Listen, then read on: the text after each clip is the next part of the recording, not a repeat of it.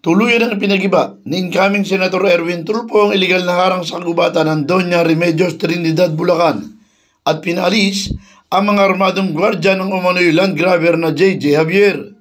Ang paggiba sa Bacolod ay sinigawa bago pa ang itinakdang deadline na June 30 matapos ang walang humpay na pakikipag-ugnayan ni Tulfo sa pamahalang lokal ng Doña Remedios Trinidad, Department of Environment and Natural Resources, Department of Interior and Local Government at Philippine National Police nang makatanggap siya ng mga reklamo ng pangharas at pang-aagaw ng lupa mula sa lokal na magsasaka.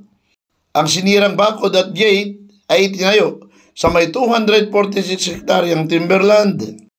Ayon kay Tulfo, tagumpay ito para sa mga magsasaka at residente ng DRT na 7 taon nang naghihirap sa ilalim ng harassment at pangangkam ng lupa.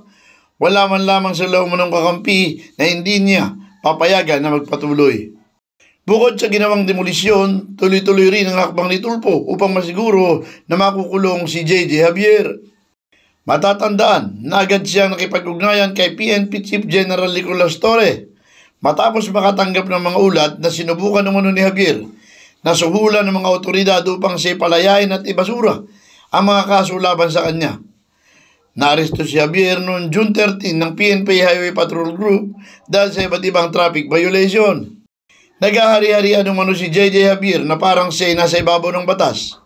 Nagpapakilalang kung sino-sino para lamang makalusot sa kanyang mga ginawang kalokohan. Bukod sa pangangkam ng lupa, may kinakaharap pa siyang mga kasong robbery, extortion, syndicated estafa at illegal possession of firearms at explosive na dapat tumano na panagutan. Binigyang din pa ng incoming senator na walang sinuman ang maaaring magmayari ng forest land na pag-aari ng buong sambayan ng Pilipino, pag-aari ng Estado at walang sinuman ang pwedeng kumuha nito para sa pansariling interes at sirain ang kalikasan para sa kanilang agenda gaano man sila kapoderoso. Felix Tambongco, The Observer News.